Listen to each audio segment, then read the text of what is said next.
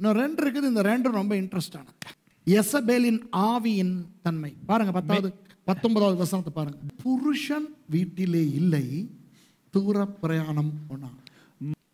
யெசபேல் என்ற பெயருக்கு 4 அர்த்தங்கள் இருக்கின்றதாக நான் கற்றுக் கொடுத்திருக்கிறேன். இஸ்ரேலிய அர்த்தம், கானானிய அர்த்தம், பாபிலோனிய அர்த்தம், சீதோனிய அர்த்தம். அந்த 4 அர்த்தங்களில் ஒன்று புருஷன் அற்ற தன்மை.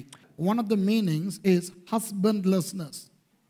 புருஷன் செத்த ஒரு விதவை அல்ல, புருஷன் உண்டு ஆனால் இருந்தும் இல்லாதது மாதிரி. அது யெசபேலின் ஆவி. அன்பானவர்களே, எந்த சபைக்கு நீங்கள் போகிறவராய் இருந்தாலும் உங்கள் சபை இயேசுவானவருக்கு தான் சொந்தம். இயேசுவானவர் தான் தனது தூய இரத்தத்தை சிந்தி சபையை சம்பாதித்தார். சபைக்கு தலையும் அவர்தான், சபையின் மேய்ப்பனும் அவர்தான். பாஸ்டர்மாராய் இருக்கிற நாங்கள் நல்ல மேய்ப்பனாகிய இயேசுவின் உதவியாளர்கள்.